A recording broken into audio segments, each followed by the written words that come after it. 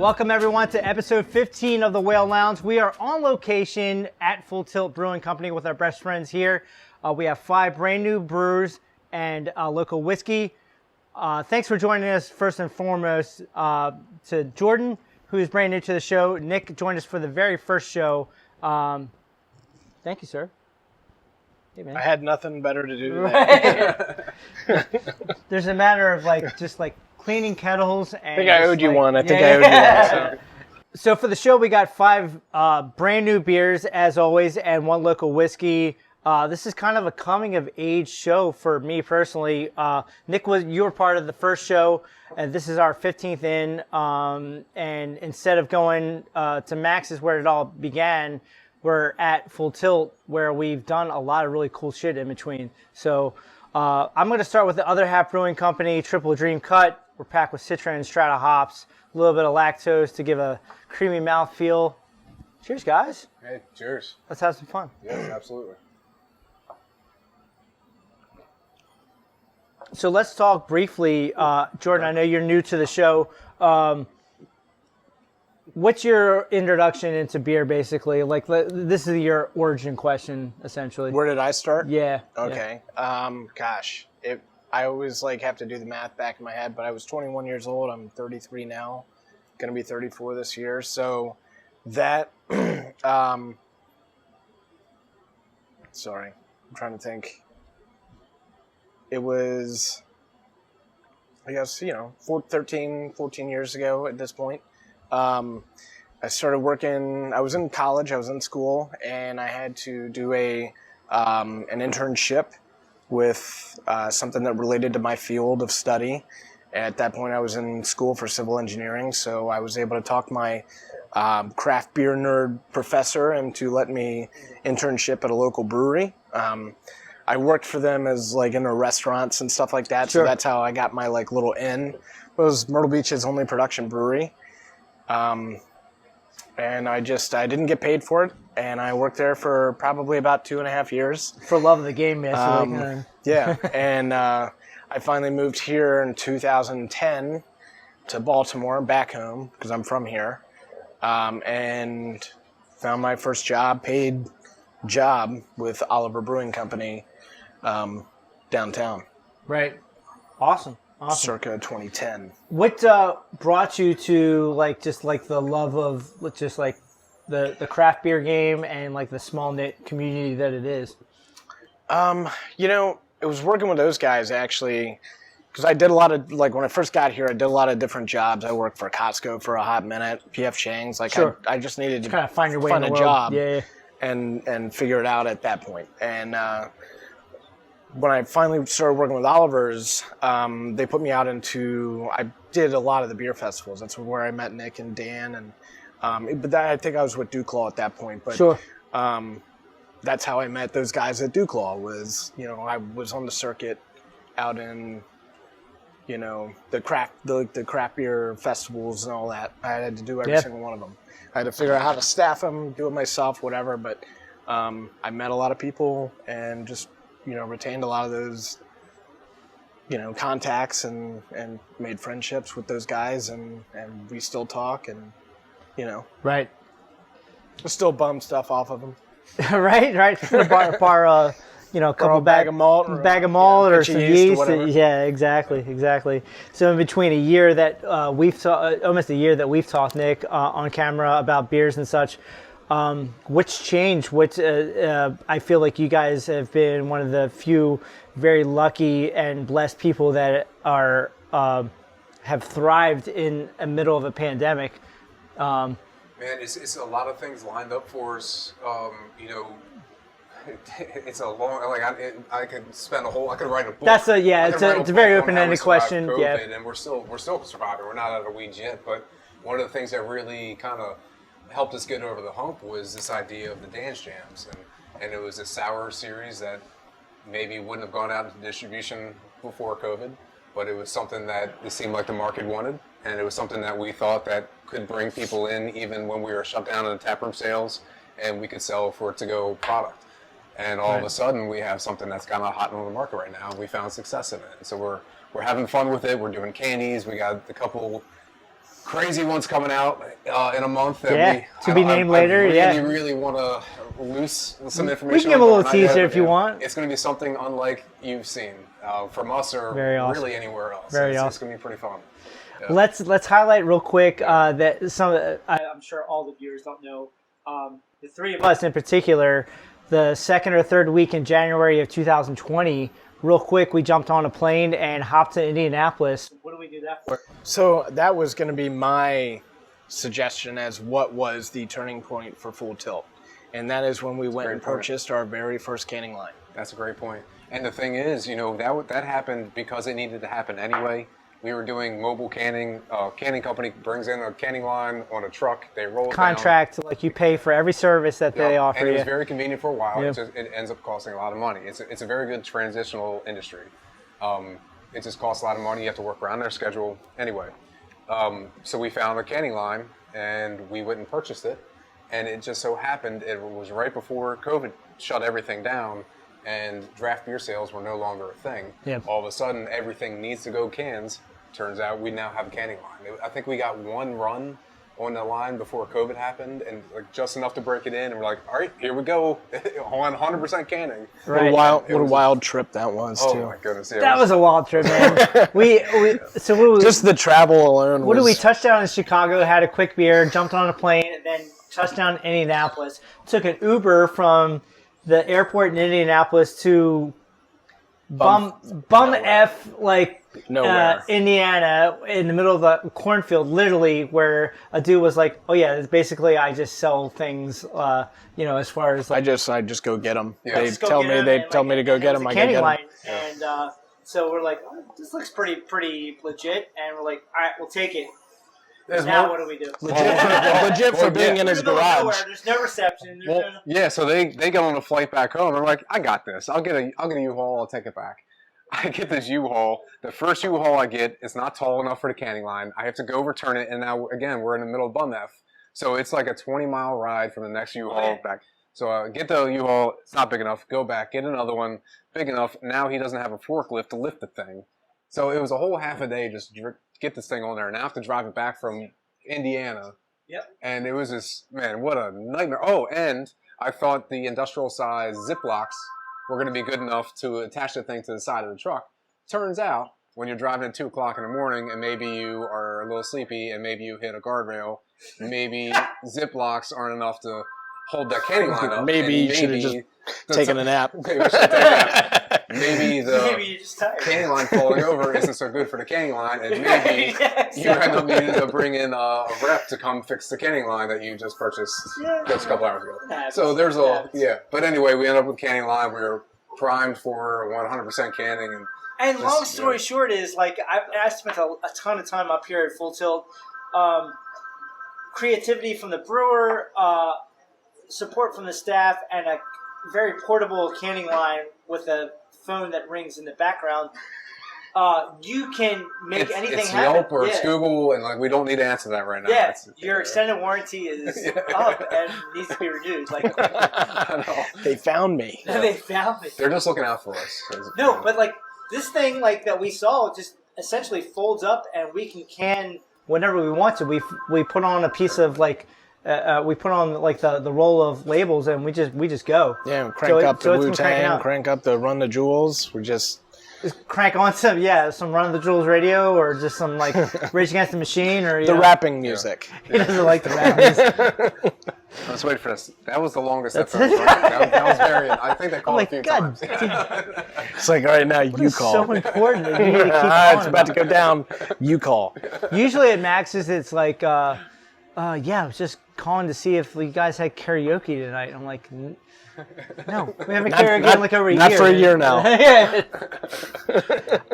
Let's ease right into the next beer, right, Untitled Art out of Wisconsin. They're a Midwest brewery that is just cranking out crazy collabs with like some of your best known breweries.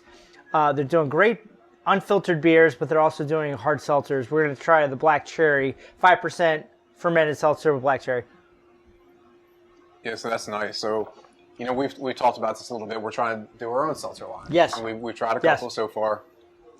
The problem, the thing that we struggle with is cooling. Yes. Carbonation is prime. It's like one of the main factors in the seltzer, but to be able to carbonate the way you need to in the seltzer, you need it to be cold. Yeah. And we can't get our tanks currently as cold as we need to. We're at 34 degrees. We need it down to 31. 30 would be incredible. 31 we could work with. So I don't know. That's one thing we're trying to work with. We do have 2 labels, and we have a couple cool recipes for another line of seltzers, and we just got to figure out how to carbonate and cold. It's sweet, like in between line. Yeah. No. So we're still I toying with totally it get because that. I do get that niche, that part of the market that this works well with, and we'd like to be a part of it. It's just we need to figure out how to make our equipment work And with shit, it. let's talk about like 10 years ago when we had kettle sours. We were like, that's not a beer.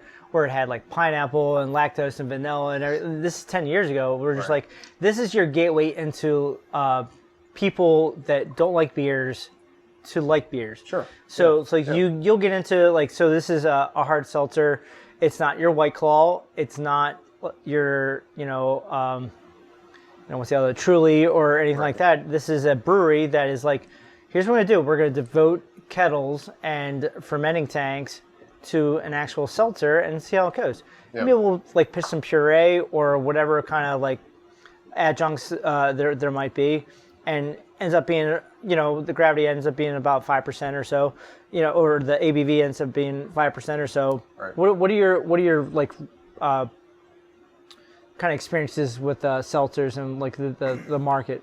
I don't drink them, to be honest, but I think I've had like some High Noons. Leo likes those. Oh too. yeah, yep. But I mean, I get it. I get the just kind of like Nick is saying, like we see the opportunity in the market to kind of bring people in the door that otherwise aren't craft beer drinkers, and we can make a beverage that they enjoy, but put our spin on it. I don't drink them really. I've had 1 or 2. I mean, I know like there's some other brands out there that are probably more mass produced that I've had more than. But even talking like 15 years ago, where it was a lot more like straightforward, like I'm going to make lagers and a couple different, like a Hefeweizen or an IPA or something like that, and please the masses, and that is what it is. Yeah. Now we're trying to introduce people that don't usually drink beers, like the boyfriends that are bringing like the girlfriends in to breweries on their days off on Saturdays or whatever. Like we need to find something for the ladies to drink. Yeah. So. Or hey, man, like in my experience, I've seen it the other way too. So sure, yeah, like the girls are just like. But it's funny how I feel like every couple of years we're having the same conversation. What is getting the non-beer drinker into the market? I feel like hazy. It's like you right. You know, they were very soft. A lot of people say they don't I don't like IPAs, and I go, all right. Yeah. What if we were to change your outlook on the IPA or your perception of what the IPA can or could be, or was or is, and doing the same thing with the seltzer, but just sort of like that's the gate, the door opener. Sure, and that's all fine too. Whatever it takes to get somebody to be introduced into it's the gateway into absolutely. Yeah, absolutely. There's nothing wrong with Enjoy that. yourself while you're here. Find something that you like. And I do think we have something for everybody. We were just talking, Jordan and I, we're trying to plan out our next couple months worth of brews, and we're looking at the menu, and we have a pretty rounded menu right now. We have a barley wine, we have a Pilsner, we have Go Banana, which is a Hefeweizen, we have sours, we have IPAs, and we're just trying to make sure that when you come here, there is something for everybody. Right. I mean, why not? We like personally to drink IPAs and Pilsners, but we know that there's more to that than beers, so we have something. We have a couple stouts. Right. Oreo cookie stout and a Mexican hot chocolate stout. You want to get to a point where like 98 or 99% of the people that come in are ordering something off tap. Yeah. Essentially. Absolutely. So, and if anything, like, all right, you got that 1%. It's like, no, I just want a mimosa. So, but you can do that here too. We also have those. Have a dance jam. Have a dance jam.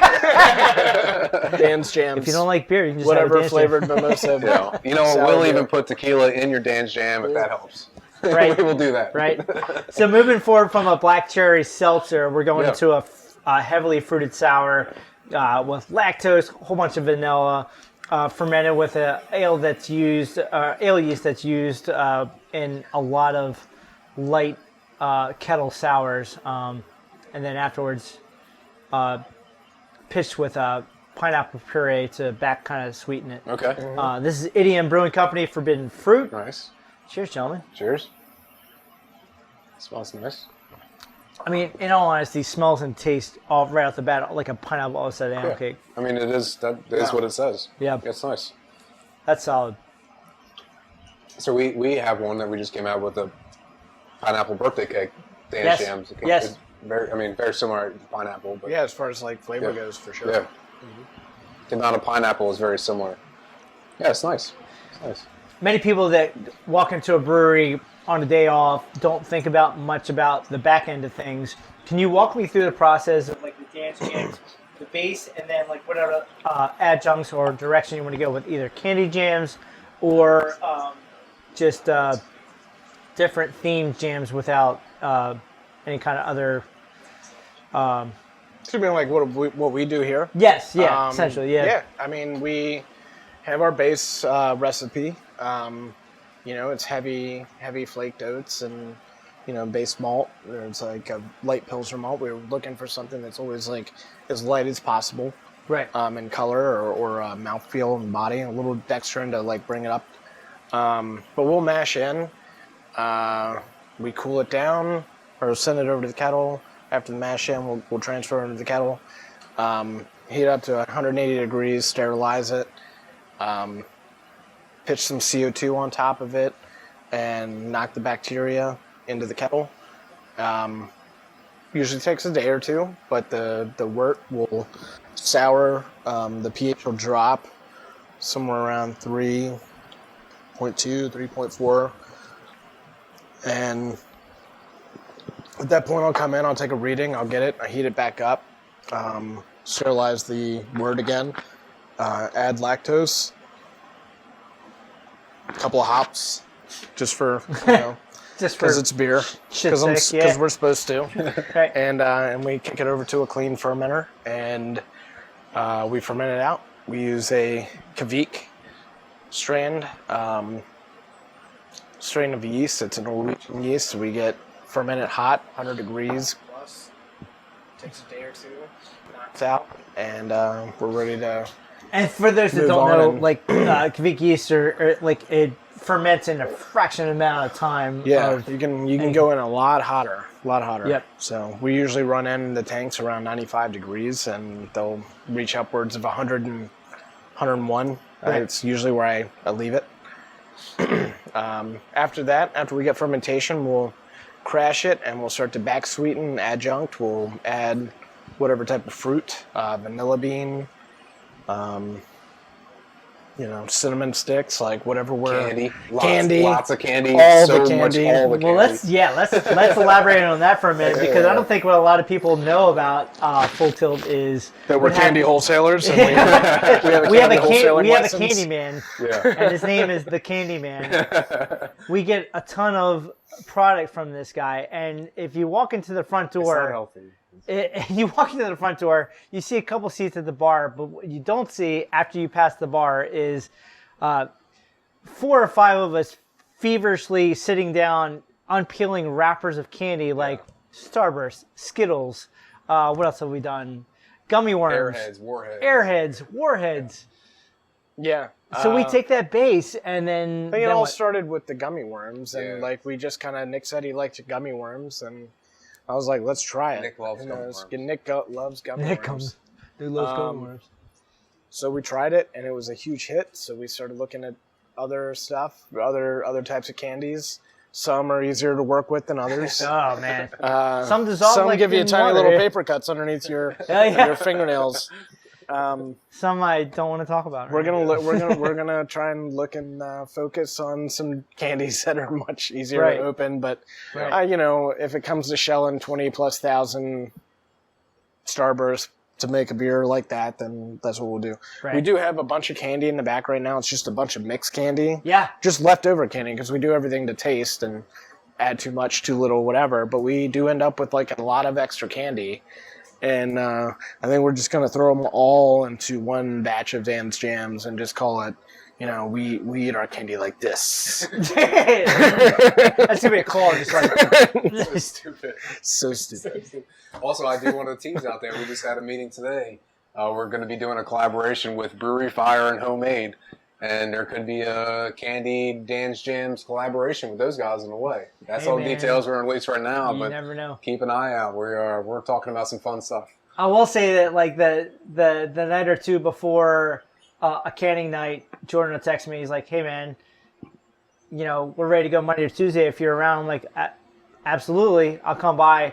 And there, at the taking, there is always a plentiful supply of peach rings, fruit roll-ups, fruit Yeah. by the foot. Whatever we're doing. What else do we got? we got All there's so much candy. It's that's what I was saying. It's not Dude, healthy. There's it's always just so we're always bad. experimenting. It's just so much candy around here that it's not. Skittles. It's not There's just so many. glow in the dark powders. Glowing it down. Stay tuned. You might find out. You might learn something. Won't have to wait too long. I don't think either. Very cool. So from Idiom, the pineapple sour, we're jumping over to something that takes a little bit more time. The Cascade Noyo. We are 7 years into this beer, and this is Wow. Should have just called it riboflavin. right. People would have been like, "What?" We're drinking a 7-year-old beer right now, and this one is just made to drink multiple years later. So, Okay. gentlemen, enjoy I'm 9.3. excited for this. Cheers.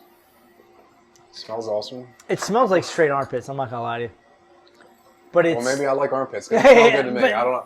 and You that's guys the whole both like wrestling. You know there's That's like it. armpits. It's I'm the telling you, we're wild talking ale about it thing. today. You know, We literally just saw somebody eat a strong armpit. Just eating, Yeah, eating armpits, left and right, left and See, right this armpits. to me, this is good. This is that old school sour. Before, Yeah, this is nice. it's super wild. It's super just like It not only does it have This is like 7 years, man. This is so good.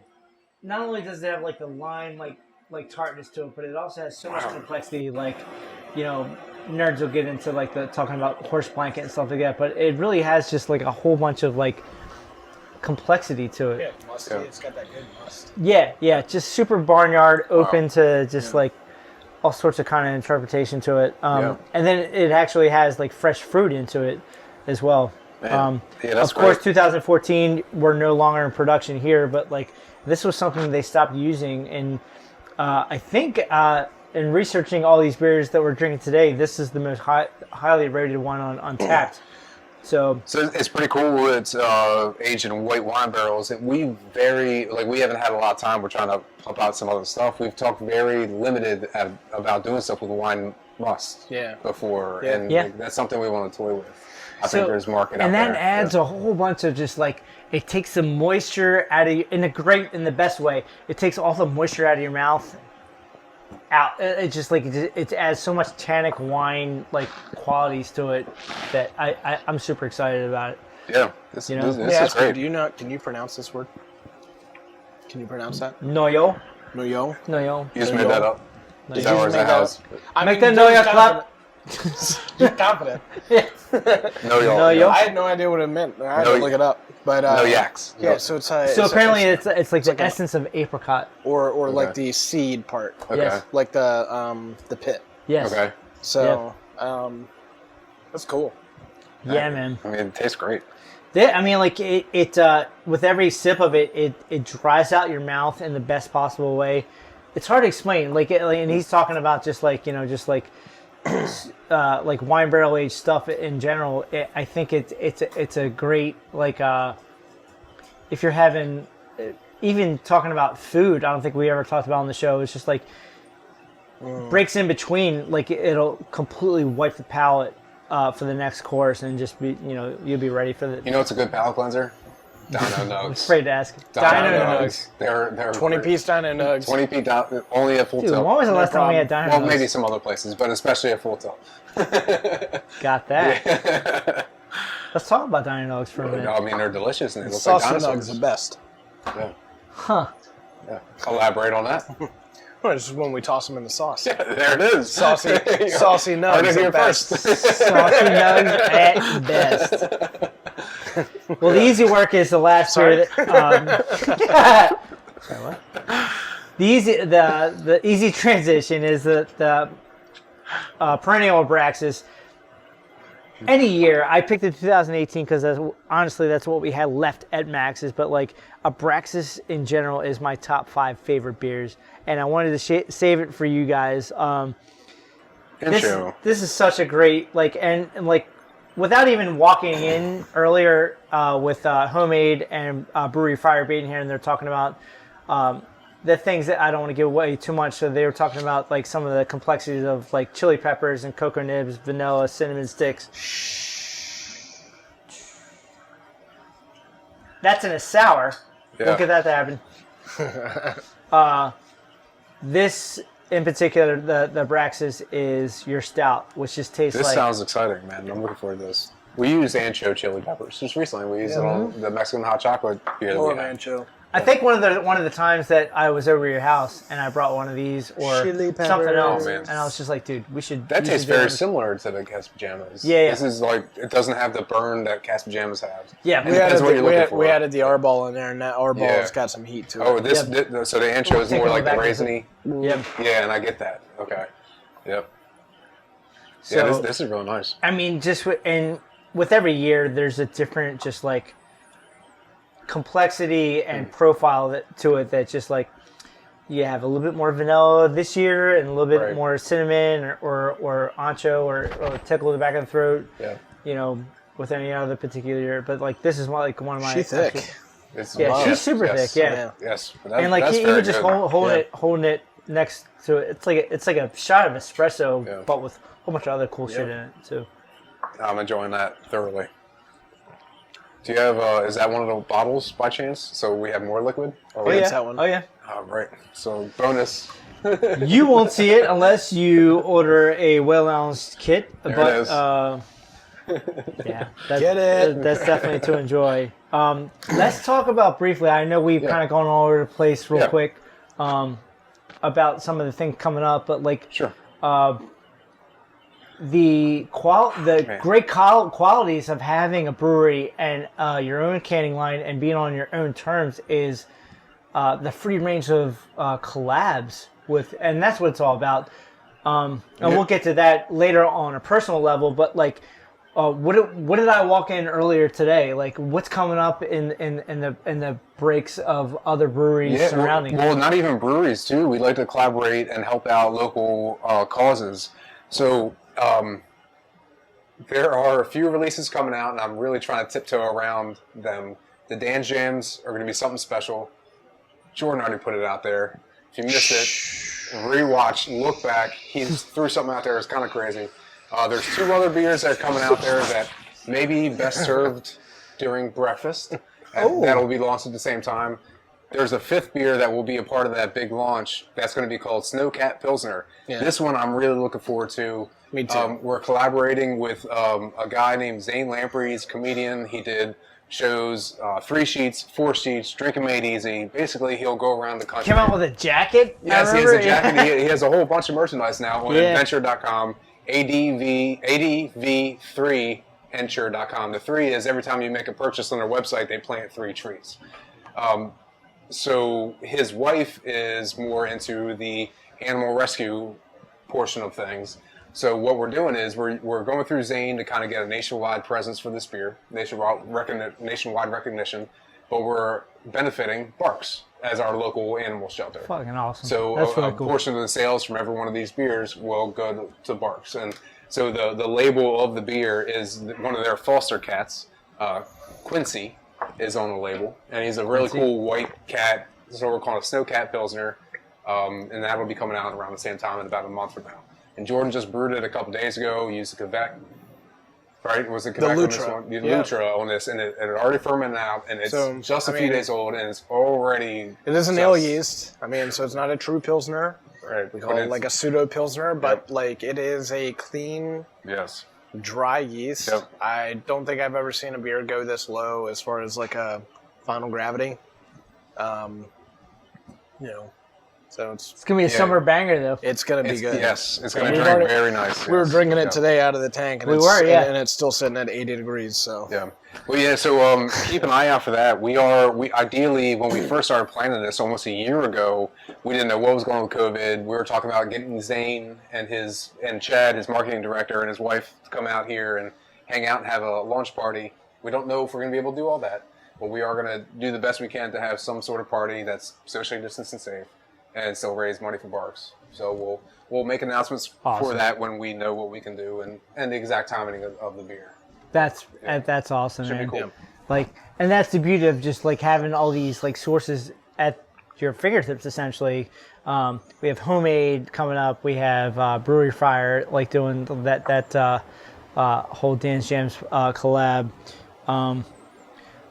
Moving into something that we haven't really talked about much, but like put on the back burner. Balmer Spirit Company. We did. We took some liquid and we did a thing. I don't know how much else to explain it, but we took some liquid, we put it into a barrel, and they added some stuff, and then what was it? November, December, you and I went, and it was clear, and it tasted like gasoline. But they're like, oh yeah, it'll be fine. Wait a few months, and it'll taste like just like. I think we actual can whiskey. like really elaborate on this. Yeah, I yeah, think it's a yeah, really please cool do, idea. yeah. We The can. fact that We like can. we got, just like everybody else, in this industry, we got hit hard during the beginning stages of COVID. And we had a lot of beer out into distribution. We had a lot of beer here in the tap room, the brew room. We all got shut down. And, we had this idea, like, what if, so I have had personal experience where we've distilled beer into liquor or like a white corn or malt whiskey. So we pitched it, and Eli was cool enough, and, we're happy, and he helped us out. They took, It was 750 gallons. 750 gallons essentially of beer that we had to, and it's all the different beers. Yeah. We had to like rack these out of kegs, back out of kegs. We had to bring them back into the brewery, cans and hook and up, stuff. Yeah. and we filled up totes. Yeah. And Nick drove the totes over in his own truck. Yeah. Chuck did not like it. It was a lot. Yeah. Dropped out, it's a lot of stuff, and he's sloshing around. It's wild. He was like, stop sign. Yeah. And they distilled it into a white whiskey. Yeah, so it's And, aging right now. It's been aging for 4 or 5 months now. Yeah. We're going to let it go for at least much. a year. We're going to Yeah. taste it and see if we want to go longer. It's in barrels right now, and we'll see what happens. But that's going to be super fun when we release that. I'm really stoked about Full it. tilt like, whiskey. Yeah, I don't know much about how you can take like the beers or liquid or whatever you choose to and just be like, here's what I'm gonna give you, make it happen, and then like got you, and like they take it and they do whatever, and it's in a tote. We went there in November to Balmer Spirit Company, and we're talking to Eli, and we're just like, and he's like, you ready? You guys ready? I'm like, I think so. And we get these little plastic cups, and I tasted it, and I was just like, There's this a lot. is You find aggressive. a lot in it. Yes. I was like, this. He's like, this is merely for like social phenomena. Yeah. In all honesty, because like don't go off of anything that you're tasting right now, because like you giving us the liquid, it's still aging. We're just kind of catching up because we haven't Watching seen it. each other. Right. 5 or 6 months from then, that's when we really start getting the characteristic. And when are we going to expect this to hit the shelves, you think? It's at least another 6 months. We don't want to Yeah. rush this at all. As excited as Yeah, we yeah, are, yeah. we need to give it time to be what it's going to be. And we'll taste it again, probably in another Yeah. 6 months. Probably not till later this year. But I gotta. Maybe I'm when fine with COVID that. goes away. Yeah, Yeah. It'll be ready. Oh boy. Well, so anyway, so I gotta give a shout out to Eli. Like he's mentioned his name a couple times. That guy is awesome. He was The best, He man. brewed our beer back when we Yeah. were Peabody Heights. Yes. When we were first getting into the industry and contracting, and he's a big reason why we're still here today. Max's partner is awesome too. I've only met Max a few times, but he's awesome. But Eli is a gem of a human. He really And is, he man. Made I'm this all telling come you. together, so we're super pumped to wrap them into this and be a part of that. He's a super patient human being who's Yeah. like who's like, oh, this is really good. Like you can explain to somebody who doesn't know about whiskey or know about anything spirit or distilling wise. Anyway, like Yeah. I can geek out with you with beers and stuff like that, but he'll be the one to just be like, oh no, actually, like this is supposed to taste like this, but like 4 or 5 months from now, it's gonna taste completely different. Yeah, and you're just yeah. like, word, got it. Yeah. But yeah, to that point, There it is. Balmer Spirit Company, Epoch. Cheers. One of their just like Cheers. I would say this is one of their flagship American rye whiskeys. Open top fermented, pot distilled, and made with a massive amount of malt. And come to find out, didn't know this until doing a little bit of digging. Before Sagamore, this was the first rye whiskey to be distilled in Baltimore over 50 years. Did not know that. Said. That's pretty cool. So you got Sagamore, which I think was distilled. They can market themselves as like being a part of Baltimore City, but they were actually more operations in Baltimore County and Hartford County and such. But like Baltimore City roots for these guys right here. That's incredible. And it's delightful. Yeah. It's such a great sipper, man. Like in all honesty, sometimes you drink a whiskey and you're like, but like this is just, it's got a little bit of pepper, but like I'm super happy drinking this awesome. one. I'm But proud. I'm proud of Sentinel of man. Eli and what they're doing over there. This is great. My favorite part right now coming up on the show is just talking about the time I got to spend here on a few days off. And we're going back maybe a month or two behind when Jordan texted me the night before and he's like, hey man, making this beer, you can pour some malt into a grinder and we'll see what happens. And so I did that a couple times and he basically took it from there. I didn't there's the sense of collab is just a very open-ended like thing where you just like very you're close working with someone and you're making an end product at the end. But he helped me be a part of this whole project where I'm saying that like we're a year away from the last collab that Humble Beer Society did, where it was a West Coast Ric Flair IPA versus a New England style IPA and John Cena. Are you not going to show the fans the tattoo? You're not going to, let's see. Come on, stand up. Pull that fire. We're going to pull it up. He's wearing jeans. And then we'll shift to the edit of pictures. But like, so we're actually right where we were a year ago, and come to find out we're back at it again. We decided to kick around as we're peeling Starbursts. Actually, 5 months ago, we're just like, do you think we're gonna do another couple? Jordan was like, how about the wrestling beers? And I was like, I'm in, man. So Let's keep it up. We came out with the Hop Man, which is your West Coast IPA. We came out with Hops of Darkness, which is your black malt IPA, black patent malt, and chocolate. Yeah, chocolate, black, and a little bit of coffee, but not for, Dude, I remember, so like I would think it would be all like black malt all the time, but I remember that day we were there. It was 19 bags of malt in general, and only 7 of them were like. Well, it was actually Dark 1.5 Yeah. of dark malts. Yeah. I mean, we threw some like Crystal 150 in there. Sure. Or the DRC, but which is like a Crystal 150. But the black malt, the really cool thing about them is they just go in all on the very end. So normally in which I would like be mixing and mashing like all the different malts to make sure that we get like a really nice mixture. Or like an even spread during the mash and the transfer and everything. I threw all the dark stuff in at the very end of it. And that allowed us to not have as much contact time in the mash tun. Right. So it doesn't transfer as much of those properties. You get most of the color, but you get very little of the flavor characteristics. So that's why it's more chocolatey, less roasty. It's just like a non-hop bitterness, like chocolate popsicle IPA. It's so good. I think part of it too is that the three are hops the same, but also Jordan treated the water chemistry of each the same as a hazy. Yeah. And I think that helped both not the hazy itself is what it is. The West Coast and the black IPA. I think it just with the hazy profile, water profile, really attributed to the mouthfeel. Yeah, and absolutely. like softens the blow, and it's not so like astringent, but like more soft, and then like you still get all the same that 65, 70 IBU hop hit. Yeah. But then also a lot of the old heads that think that like dark beers are the strongest beers, which isn't true. Guinness is what, less than 5%.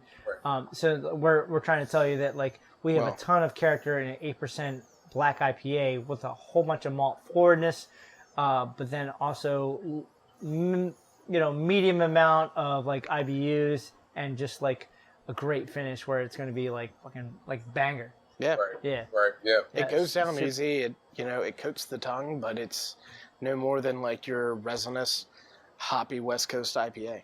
Right. So I say all that by saying like I've had the best time helping the brew with you guys. You guys helped me brew the Hot Man, which is a great West Coast, which is even better. In all honesty, my favorite wrestler of all time is Ric Flair, and the West Coast IPA last year I was drinking the shit out of that one. This Hot Man it's an easier mouthfeel. It's thinner on the tongue. It is just like a little bit less malt forward and just a little bit more bitter, and it is just such a drinkable beer. The black IPA is just like such a warm welcome to something you wouldn't normally drink on a regular basis. It's a chocolatey, just like malt forward, great beer. And then, I'm sitting, minding my own business. That's the best part of the whole I'm thing. sitting minding my own business, and these guys are like, "You guys didn't know?" And I'm sitting You don't at know? at that door over there, at that chair over there, and he's like, we got one more thing to do," and I'm like, we've already been here Another skew. We've been here for 7 hours already. We're ready to just like eat some pizza and like get the hell out of here. Jordan plops down another roll of labels, and I'm just like, "What is this?" That's awesome. Get the fuck out of here. That's fucking awesome. Hell yeah. The best part is, and like I'm embarrassed that I didn't think of this first. This was Jordan's idea, but so Love wrestling. yeah. Love it. If you can't tell already. So Bret, and back in the day, Bret Hart and Undertaker were going to have this match, but at the same time, Bret Hart and Shawn Michaels were beefing. But Yep. somehow Shawn Michaels worked his way into being a special guest referee for this match. So they're having a good match. It is a pretty good match. It's pretty entertaining. You should watch it. And then Bret I Hart. watched SummerSlam, 1997. Bret Hart, watched it. Bret Hart spits in Shawn Michaels' face. Shawn Michaels tries to hit Bret Hart with a chair, misses, hits Undertaker. Undertaker goes down. Bret Hart wins the match. Keeps his job. Shawn Michaels, being Keeps the his job. professional that he Keeps his is, job. still has to tap out 1, 2, God 3, yeah. and walks out all disappointed and like shocked. But so that's how we kind of introduced the whole thing. Was you always knew as we were promoting this we had 2, and all of a sudden out of nowhere, boom, we got that third beer coming in. Oh man, yeah, I'm that's how we sitting at dropped the end of that. the bar. They plop down that thing. We got one more thing to do. I'm like, "You're kidding Yeah, me." just rounding Special out the guest- I series. thought we were just eating pizza. Right. Special guest referee Shawn Michaels. with So his- for a second he was pumped. He was like, "Wait a second, now I got to go back to work and can't." no, we gotta do 30 more cases. Yeah, but it's okay. 30 more because cases you're of this. gonna love it. You got at least another hour and a half of work to do. But and this is just drinking like a. They're all just like the Hop Man, Hops of Darkness, and Hop Break Kid, 8% across the board, same hop profile, but just like such different profiles that they're just drinking so good. Yeah. A great like tropical, fruity, Yeah. great drinking Yeah. hazy IPA. It's awesome. I love that he kept the water profiles the same. I love that he kept the hops profiles the same because you can just see tweaking the grains Just a great. makes that much of a difference between the 3. Yeah. The ABV is exactly the same. All those things are exactly the same. And then you get so like when you see the 3 poured next to each other, the colors are so different, SRMs, and then you taste them and they're so different. You would never know they were actually so similar. Yeah. It's pretty cool. So needless to say, I had to text Nick's wife and say, "Hey, sorry, I had to stay at the bedroom downstairs." What about tonight? with You the might dog. have to crash Probably tonight. tonight too. Okay. I had to text my wife too now. We're gonna finish the rest of these great beers off camera and share the rest of our ridiculous stories and finish the rest of the great whiskey. If you'd like to re-up on any of the offerings today, please visit shop.maxis.com. If you have any other questions, humblebeersociety@gmail.com.